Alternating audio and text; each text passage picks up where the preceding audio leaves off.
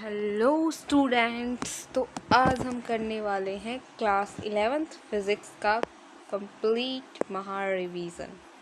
ठीक है, करते हैं शुरू लेके प्रभु का नाम। सभी कॉन्सेप्ट्स करेंगे हम इसके अंदर, फॉर्मूलाज करेंगे, PYQs करेंगे बस। देन फिर वो वाला टॉपिक हमारा हो जाएगा क्लियर। ओके, तो रिवीजन में अब कुछ इस तरह से होने वाला है। मैकेनिक्स यूनिट्स पढ़ेंगे, फिर हम काइनेमेटिक्स पढ़ेंगे, उसके बाद भाई हमारा होगा like NLM, work energy power, centre of mass, rotation, properties of matter, ये सब सारे चैप्टर्स देख लो। First 25 minutes formulas, next 35 minute. This is not our plan के अकॉर्डिंग चलेंगे तो। और कॉमन जो PYQs के ऊपर ही जो होता है ना नीट का, वही उसी पे हम अपनी कमांड्स बनाएंगे जहाँ से सवाल आते हैं। जल्दी कवर करने की कोशिश रहेगी थोड़ी सी। देखो, बेस यूनिट्स कौन सी होती है जिसको कुछ नहीं आता? बेस यूनिट होती है लेंथ, मास, टाइम। करंट, टेम्परेचर के लिए केल्विन वर्ड यूज़ होता है। अमाउंट के लिए मोल वर्ड यूज़ होता है। उसके बाद लुमिनस इंटेंसिटी के लिए कैंडेला। डायमेंशनल फॉर्मूला क्या शो करता है? फिजिकल नेचर को शो करता है, उसकी न्यूमेरिकल वैल्यू को शो नहीं करता। फिजिकल नेचर से क्या समझे कि जैसे कि मास, लेंथ, ये टाइम हो गया। ठीक है, उसके बाद जो न्यूमेरिकल वैल्यू लाइक 2, 3 इसकी थोड़ी ना, जैसे 2, 3 ये थोड़ा ना बताता है। होमोजीनियस इक्वेशन में क्या होता है? Every term must have same dimension. Force के लिए क्या फॉर्मूला होता है हमारे पास? ML T-2। ठीक है, डायरेक्ट याद रख लो। देखो, फोर्स का फॉर्मूला क्या होता है? मास इंटू एक्सेलेरेशन होता है। मास के लिए M और एक्सेलेरेशन के लिए L-T-2। उसके बाद हमारे पास एनर्जी हो गया। एनर्जी के लिए कोई भी एनर्जी हो, सबके लिए क्या होता है? ML2। ये मोटे मोटे तो सबको याद होनी चाहिए। ML2T-2। एनर्जी का अगर वैसे निकालना चाहो तो जैसे कोई भी एनर्जी ले लो, हाफ mv² से निकाल लो। तो हाफ का तो क्या ही काम होगा? mv² से निकालो। m और v का क्या होता है? LT-1। ऐसे करो और नहीं, उसका स्क्वायर करो तो क्या हो गया? ML2T-2। उसके बाद हमारे पास है प्रेशर। प्रेशर क्या होता है? देखो, फॉर्मूले याद होने चाहिए, सब कुछ निकाल लोगे। Force by area. फोर्स का क्या था? MLT-2। एरिया क्या होता है? L²। L की फॉर्म में लिखना है उनको। ठीक है, MLT-1। उसके बाद हमारे पास चार्ज। चार्ज क्या होता है? देखो, करंट होता है Q/T। ठीक है, अब मैंने पूछा चार्ज का पूछा है तो चार्ज का क्यों? जो करंट के लिए क्या बताया था? करंट के लिए क्या होता है? Ampere into time, Q। ठीक है, उसके बाद हमारे पास आता है पोटेंशियल। पोटेंशियल के लिए क्या आएगा? पोटेंशियल का देखो, पोटेंशियल होता है ना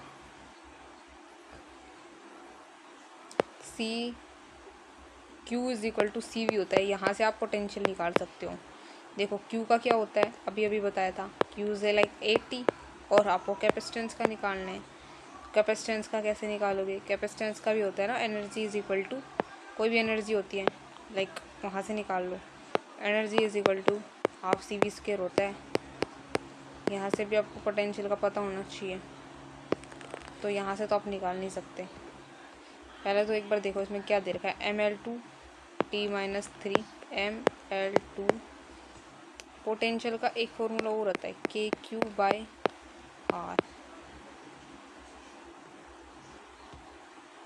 तो यहाँ से ये सारे फॉर्मूले सोल्व हो जाएंगे। ठीक है,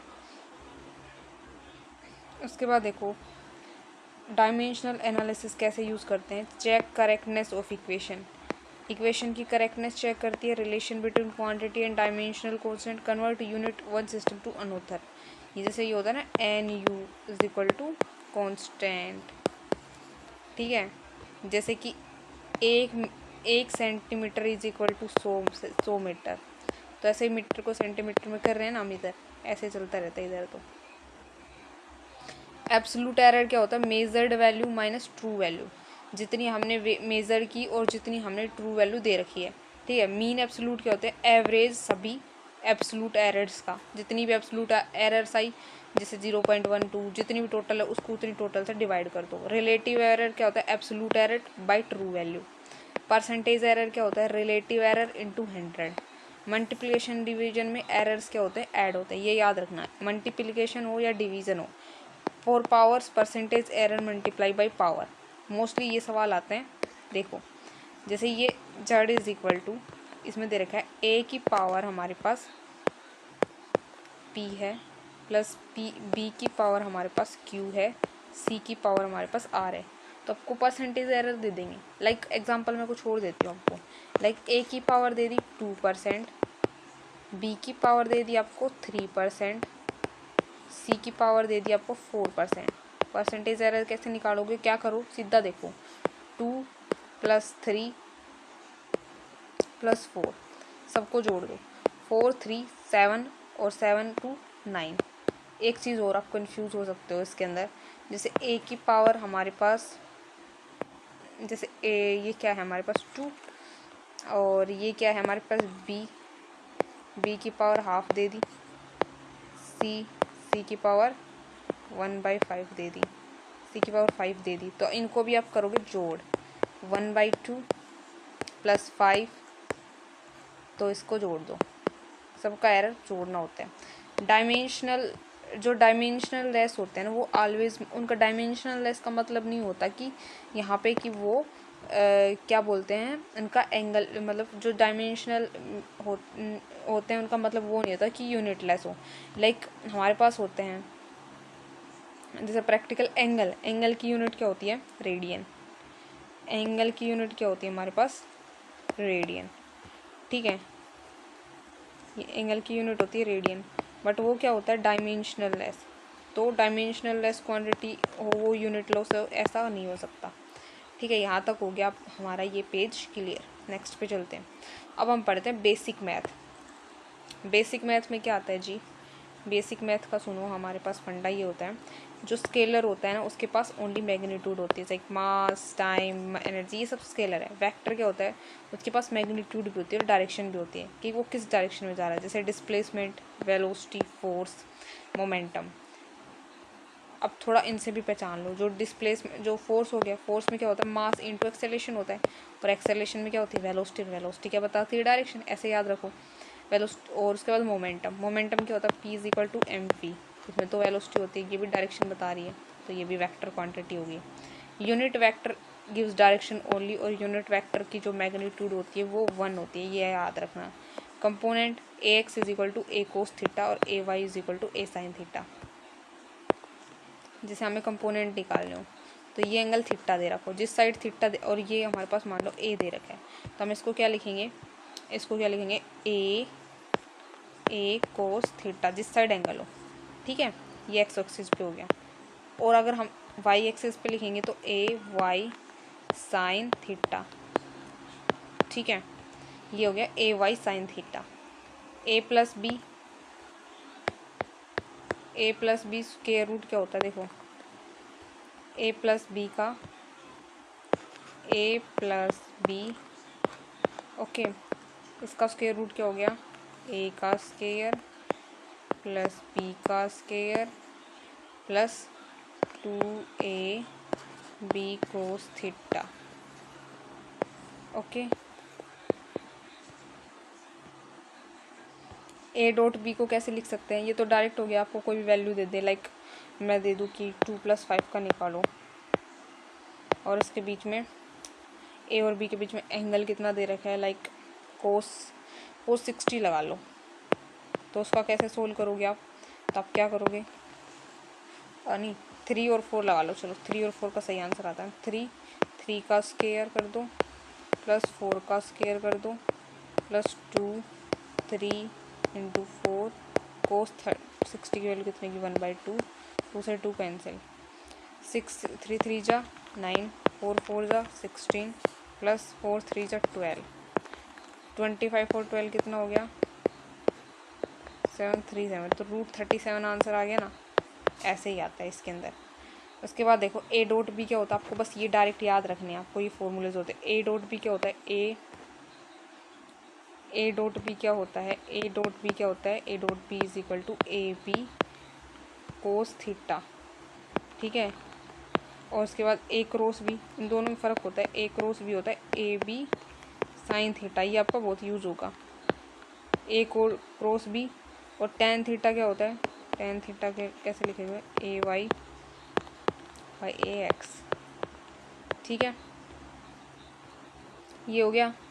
आपको क्या होता है, स्लोप ऑफ एक्स टी क्या देता है, आपको ये डायरेक्ट याद रखना है, जो एक्स टी का स्लोप होता है, एक मिनट इधर जगह नहीं है, यहाँ पे कर लेते हैं, स्लोप ऑफ एक्स टी, ये हमारे पास स्लोप है एक्स टी का, ये हमें क्या देता है, एक्स बाई टी लिखते हैं, किसको, किसके लिए लिखते हैं, वेलोसिटी के लिए।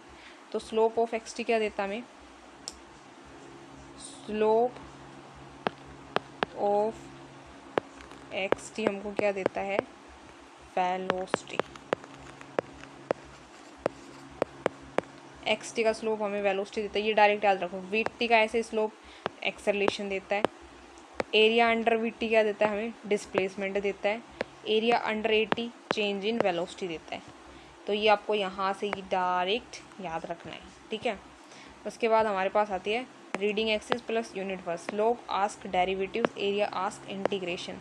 देखो एरिया इंटीग्रेशन ही करवा रहा है ना एक तरीके से, मैं बताऊँ तो मान लो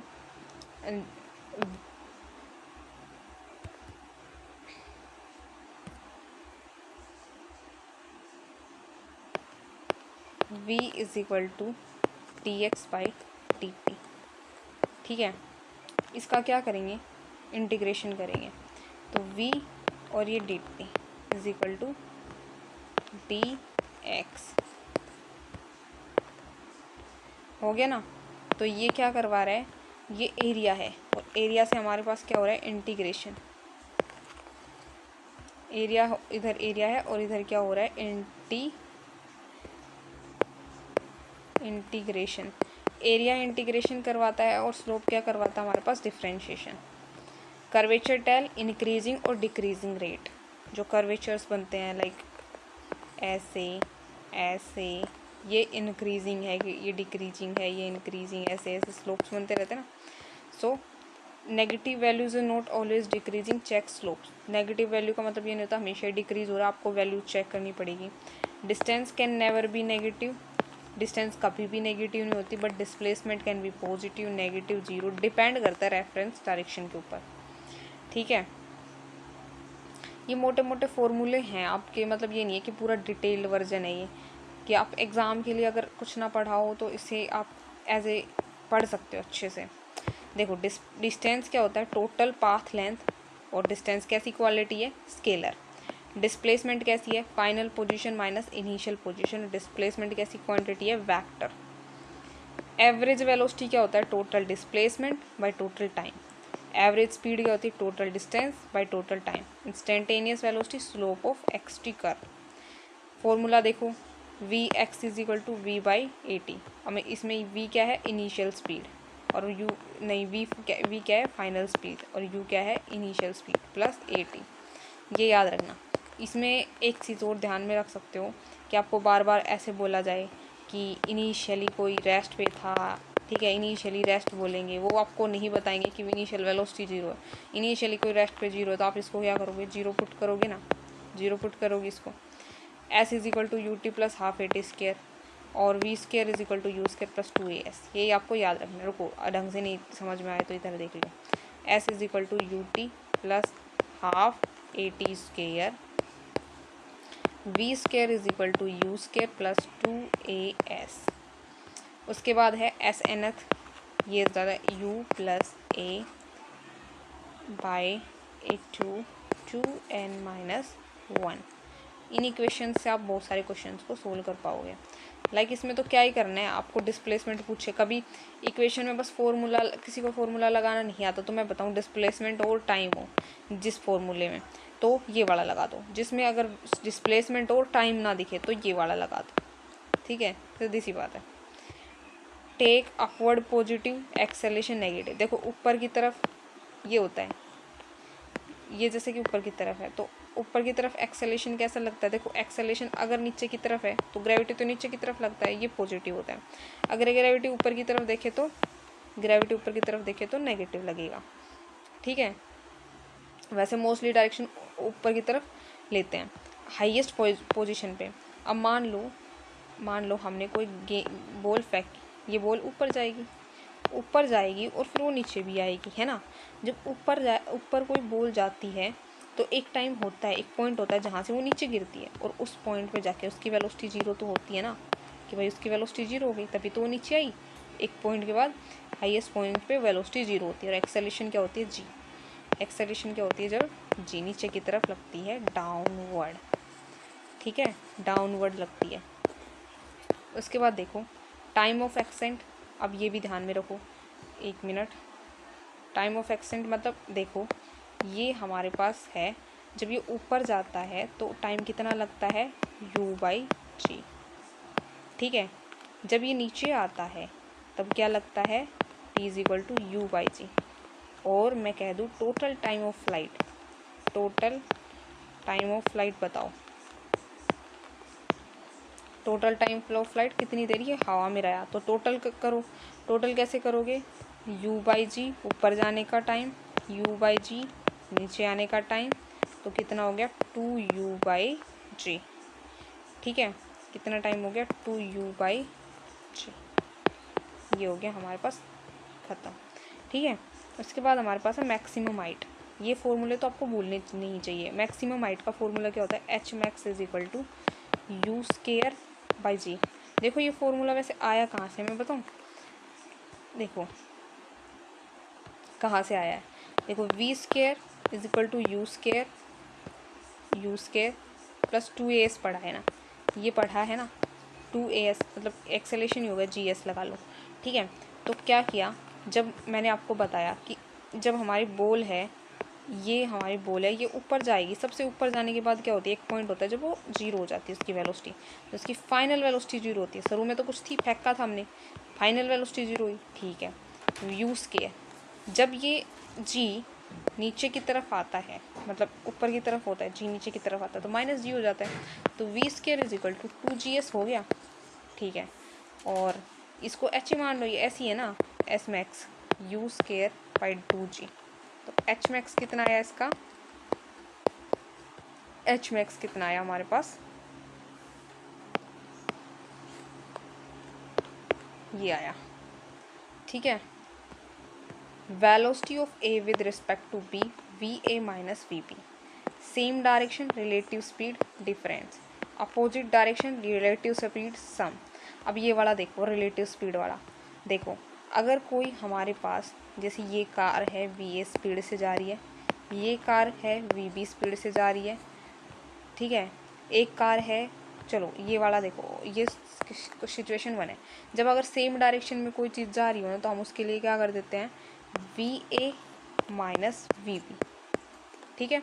उसके बाद देखो पॉइंट नंबर 2, ये va की डायरेक्शन में चल रही है और दूसरी va की डायरेक्शन में अपोजिट आ रही है, तो क्या हो जाएगा? जब अपोजिट डायरेक्शन में चल रही हो कोई चीज़ तो क्या हो जाएगा? va + vb, हो गया काम खत्म। ये दोनों सेम अपोजिट डायरेक्शन में हो तो हमको क्या करना है? सेम डायरेक्शन में जा रहे हो तो माइनस कर दो, अगर ये अपोजिट डायरेक्शन में जा रही है तो प्लस कर दो। इसका एक एग्जांपल देख के भी समझा देती हूँ, एग्जांपल देती हूँ, इनका ही एग्जांपल है, ठीक है। इधर ये कार है हमारी 4 मीटर/सेकंड से चल रही है, ठीक है, ये 3 मीटर/सेकंड से चल रही है, तो इनका क्या करूँगी मैं कहूँ va b की रिलेटिव स्पीड निकालो, तो क्या करोगे? जब सेम डायरेक्शन में हो तो आप 4 में से 3 कर दो, -1 आ गया। अब मैं यही बात कहूँ दूसरा एग्जांपल देके कि ये 4 मीटर/सेकंड से जा रही है, ये दूसरी वाली हमारे पास 3 मीटर/सेकंड से इसके अपोजिट डायरेक्शन में, va b की रिलेटिव स्पीड निकालो, तो क्या करोगे? जब अपोजिट डायरेक्शन में हो तो 4 + 3 करो, तो क्या आंसर आएगा? 7 मीटर/सेकंड, ठीक है। यहाँ तक हो गया ये क्लियर। ट्रैप्स क्या होते हैं? मीटिंग और crossing questions, relative distance by relative speed. तो ये जो मीटिंग मतलब कितने टाइम पे मिलेगी, तो आपको रिलेटिव डिस्टेंस देखनी होगी एक तो, और रिलेटिव स्पीड। जैसे रिलेटिव डिस्टेंस t हो गया और रिलेटिव स्पीड अगर va प्लस वी पी।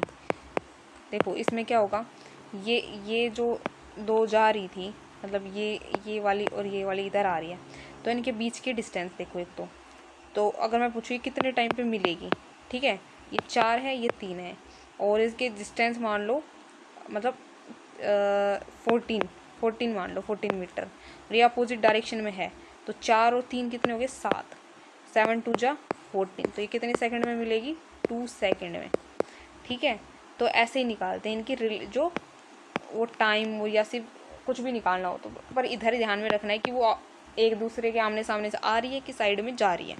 ठीक है, when particle is thrown upward speed increase then increase velocity changes at top, acceleration never become zero. ये याद रखना है, एक्सेलरेशन कभी जीरो नहीं होती। एक्सेलरेशन क्या होती है, एक्सेलरेशन क्या होती है इधर,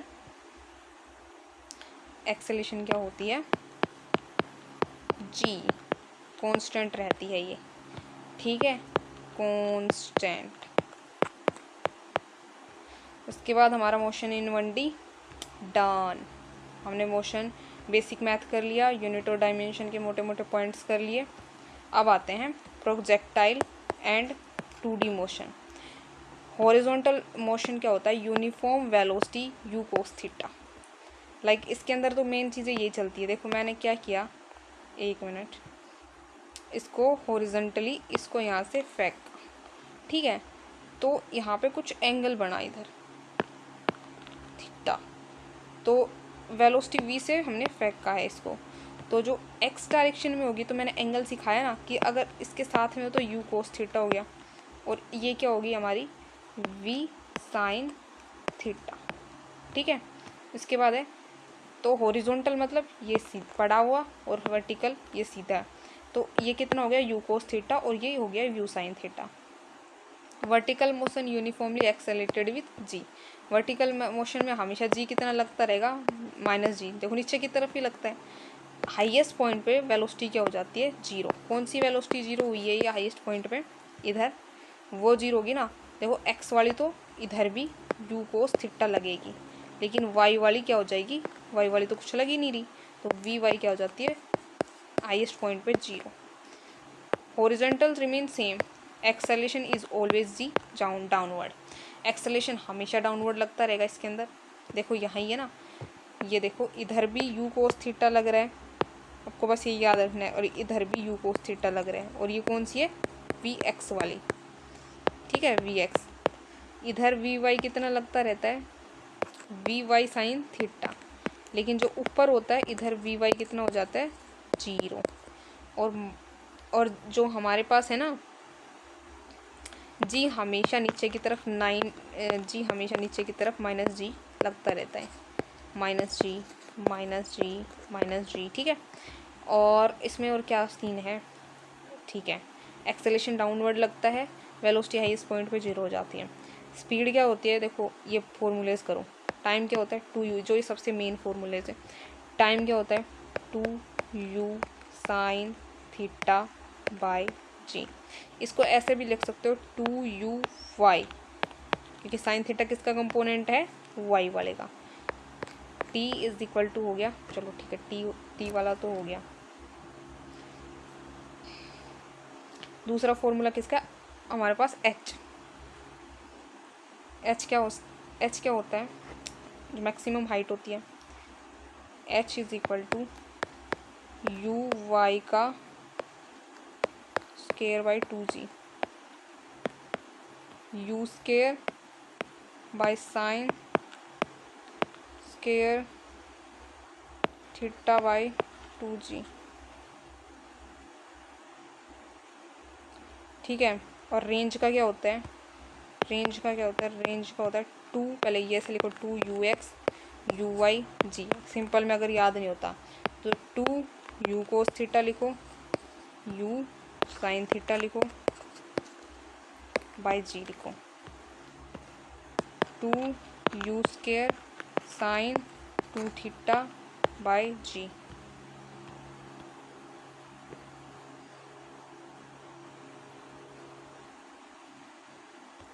ठीक है, सर्कुलर मोशन होता है, सर्कुलर मोशन होता है हमारे पास। उसमें क्या होती है, स्पीड क्या होती है, स्पीड क्या होती है कांस्टेंट, और वेलोसिटी क्या होती है चेंज होती है due to direction change. Speed क्या रहेगी कांस्टेंट, वेलोसिटी चेंज होती है due to direction change. Centripetal acceleration हमेशा सेंटर की तरफ लगेगी। सेंट्रीपिटल एक्सेलरेशन क्या होती है, देखो इसके अंदर ये सेंट्रीपिटल एक्सेलरेशन है, ये सेंटर की तरफ लगती है, और वेलोसिटी हर बार हर जगह पे वेलोसिटी अलग अलग दिखेगी ना। जब जब ये सर्कल घूमेगा यहाँ पे टेंजेंट, जितने टेंजेंट बढ़ाओगे तो वेलोसिटी अलग होती है। Centripetal force is not new force, it is a inward force, अंदर की तरफ लगने वाला फोर्स होता है, कोई नया फोर्स नहीं है, ये अंदर की तरफ लगता है। ठीक है जी, देखो सेंट्रीपिटल एक्सेलरेशन निकालने का फॉर्मूला क्या होता है, या तो A C is equal to क्या होता है वी स्केयर बाई आर, ठीक है, omega square by omega square R. उसके बाद हमारे पास है वी क्या होता है ओमेगा आर, टी क्या होता है 2 पाई ओमेगा। उसके बाद फ्रीक्वेंसी क्या होती है 1 बाई टी।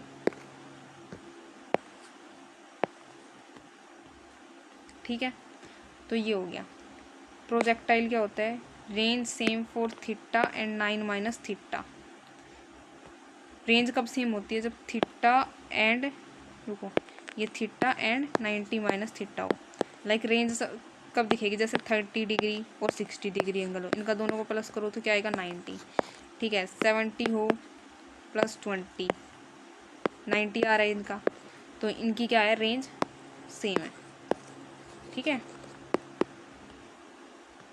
मैक्सिमम रेंज कब होती है 45 डिग्री पे ऑन द लेवल ऑफ, देखो साइन हम लिखते हैं ना sine 2 theta is equal to 1 आना चाहिए, तो कब आता है साइन 2 थीटा, साइन 2 और इसकी वैल्यू 45 लिखो, 45 टू ज़ा 90, साइन 90 की वैल्यू कितनी होती है 1, तो कब होती है रेंज मैक्सिमम, एंगल कितना हमारे पास 45 degree on the level of ground. Eight top kinetic energy minimum and not zero, top के ऊपर काइनेटिक एनर्जी मिनिमम होती है, जीरो नहीं होती है। If the string break the body move along tangent. अब जैसे ये सर्किल में गोल गोल घूमता रहता है, हम इसको गोल गोल घुमाते हैं, तो ये कहाँ पे मतलब अगर टूट गई रस्सी तो कैसे जाएगी, जिस डायरेक्शन में घूमती रहेगी ना, जैसे इधर टूट गई तो इधर जाएगी ऐसे। चलिए जी, ये वाला हमारा हो गया ख़त्म। न्यूटन का first law, second law, third law एक साथ देख लेते हैं। बॉडी अगर हमारे पास जिस स्टेट में ना उसी स्टेट में रहना चाहती है, मतलब अगर हमारी बॉडी रेस्ट में है, अगर हमारी बॉडी किसी भी चीज़ में अगर वो रेस्ट में है तो रेस्ट में रहना चाहिए, मोशन में है तो वो मोशन में रहना चाहिए। सेकंड लॉ में क्या होता है F net is equal to D P by D T for constant mass हो तो F is equal to, F क्या होता है एफ किसके डायरेक्टली प्रोपोर्शनल हो जाता है एक्सेलरेशन के, मास के लिए कॉन्स्टेंट मास दिया हो तो। ठीक है, एफ नेट क्या होता है मास इंटू एक्सेलरेशन। इम्पल्स क्या होता है एफ डी टी, इम्पल्स क्या होता है एफ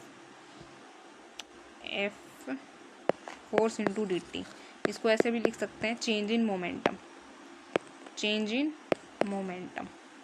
ठीक है, मोमेंटम क्या होता है force into mass into velocity. Weight क्या होता है एम जी।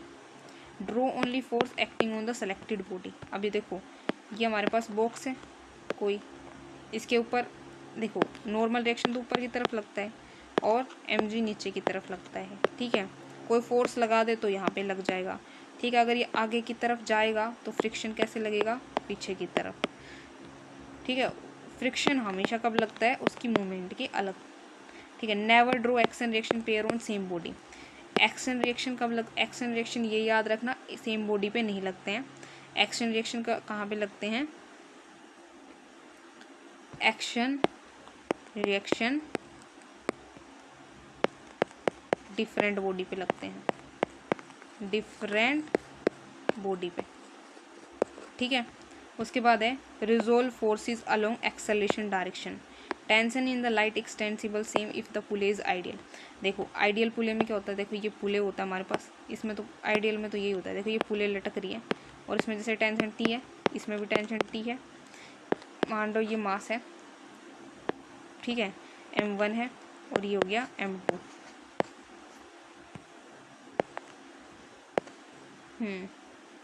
टेंशन निकालनी हो तो क्या करते हैं, T is equal to 2m1 m1 plus m2 into g. ठीक है, और टेंशन क्या होता है हर एक में सेम होती है, पूरी आइडियल पूले की रस्सी में टेंशन सेम रहती है। अब दूसरा देखो एक्सेलेरेशन के लिए, अगर मैं इसी में एक्सेलेरेशन कह देती तो कैसे निकालते, एक्सेलेरेशन कह देती तो एक्सेलेरेशन होता है m2 minus m1 plus m2 into g. ठीक है, ये लगता हमारे पास एक्सेलेरेशन। लाइक एग्जांपल देख के बताऊँ तो जैसे कि ये 5 kg का है, ये मान लो 2 kg का है। ठीक है, तो अगर मैं इसका कहूँ तुम टेंशन निकालो तो कैसे निकालोगे, 2 5 इंटू 2 5 2 7 इंटू 10, ये निकल जाएगा 5 2 जा 10 10 2 जा 20 200/7। ठीक है, ऐसे ही इसका एक्सेलेरेशन में मास ही तो पुट करना है, तो ये हो गया इधर। नॉन इनर्शियल फ्रेम में सूडो फोर्स कहाँ लगता है, non inertial frame add pseudo force जैसे ये मास लग कुछ भी लग रहा है उसके अपोजिट लगता है मा m इंटू फ्रेम है। अगर लिफ्ट ऊपर की तरफ जा रही है, ये वाले केसेस बहुत बार आते हैं, ये लिफ्ट है और ये लिफ्ट ऊपर की तरफ जा रही है एक्सेलेरेशन a से, तो इसके लिए नॉर्मल रिएक्शन कितना लगेगा mg प्लस a। ठीक है, अगर ये लिफ्ट है, ये लिफ्ट एक्सेलेरेशन a से नीचे की तरफ आ रही है, तो इसमें नॉर्मल रिएक्शन क्या लगेगा mg माइनस a। ठीक है, उसके बाद क्या है हमारे पास, लिफ्ट डाउन विद एक्सेलेरेशन हो गया, फ्री फॉल ऐसे फ्रीली गिर रही है, लिफ्ट फ्री गिर रही है तो ऐसे गिर रही है पर फ्रीली, कोई एक्सेलेरेशन वगैरह नहीं दे रखा, तो n कितना हो जाता है उधर 0। ठीक है, उसके बाद है normal reaction is not always equal to mg, it depend on the acceleration और अदर वर्टिकल फोर्स। ये हो गया आपका खत्म, न्यूटन लॉ ऑफ मोशन भी खत्म। अब हम चलते हैं फ्रिक्शन एंड सर्कुलर डायनामिक्स में। Static friction is a self adjusting up to the limiting value. Kinetic friction act during the relative sliding. Direction क्या करती है, अपोज करती है रिलेटिव मोशन को, tendency of the relative motion. Coefficient of the friction has no dimension. जो coefficient of the friction होता है जैसे म्यू एस होता है, इसकी कोई डायमेंशन नहीं होती। उसके बाद होती है एफ एस, क्या होता है म्यू एस, इसको अरे यार थोड़ा सा ऐसे करते हैं, एफ एस को कैसे लिखते हैं म्यू, इसको इससे थोड़ा ग्रेटर देन लिखूँ म्यू एस एन। ठीक है, एफ लिमिटिंग कैसे लिखेंगे, एफ लिमिटिंग कैसे लिखेंगे mu S N. F kinetic कैसे लिखेंगे म्यू के एन।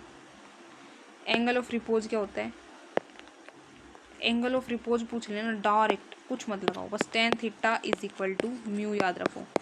जैसे कि पूछ लें आपको एंगल ऑफ रिपोज पूछ लें, जैसे कुछ दे रखा हो टेन थीटा पूछेंगे आपको, और जैसे कि म्यू उसका 1/3 दे रखा है। ठीक है, नहीं 1 लगा लो, म्यू इज इक्वल टू, चलो रुको 1 मिनट, हाँ म्यू इज इक्वल टू 1/√3 लगा लो, चलो 1/√3 दे रखा है, तो ये किसके लिए होगा, टेन थीटा कितना आएगा, तो 10 और 30 की वैल्यू होती है ना, तो इसका आंसर आ गया ना 1030। ऐसे ही निकालते हैं डायरेक्ट, बस एंगल पता करना होता है एंगल ऑफ रिपोर्ट से, पर ये इतना टफ लेवल का आएगा नहीं। Component down the plane mg sine theta, down the plane कितना होगा, देखो ये हमारे पास बनाते हैं और इसके ऊपर कुछ बॉक्स लगा होता है, इसके नीचे की तरफ क्या लगता है mg साइन थीटा।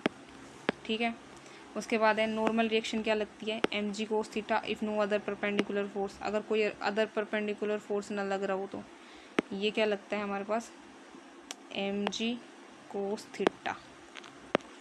ठीक है, उसके बाद क्या है हमारे पास स्मूथ प्लेन, एक्सेलेरेशन क्या होती है, अगर इसका डायरेक्ट एक्सेलेरेशन निकालने तो a is equal to G sine theta याद रखना है। ठीक है, उसके बाद है नेट फोर्स क्या होता है mv²/r। वर्टिकल सर्कुलर रूप में मिनिमम स्केयर क्या, जो ये स्क्वायर लूप में घूमती रहती है, तो जो वर्टिकल सर्कुलर जो टॉप के ऊपर जो स्पीड होती है वो कितनी होती है सर्किल में, √gr। ठीक है, ब्लैंक रोड में विदाउट फ्रिक्शन tan थीटा कितना होता है, जो ब्लैंक रोड में जो टेन थीटा होता है वो कितना होता है, v² ठीक है। उसके बाद है टॉप मोस्ट कंडीशन और ये आपका ट्रैप है। देन ये वाला आपका क्लियर हो गया। तो हमने कर लिए 3-4 चैप्टर्स ख़त्म। अब नेक्स्ट लेक्चर में करेंगे। यहाँ तक थैंक्स। इसके बाद बताना आगे कंटिन्यू करूँ कि नहीं करूँ। इस पर कॉमेंट आने चाहिए तो मैं करवा दूँगी इसको जल्दी में नहीं, मतलब देन आपको अच्छे से समझ में आए। फिज़िक्स के न्यूमेरिकल्स फॉर्मूला अगर रिवाइज़ नहीं हो रहे, ट्रैप्स भी हैं इसमें, सब कुछ है, ठीक है। तो इस लेक्चर को मैं करती हूँ यहीं पे एंड। तब तक के लिए टाटा बाय बाय।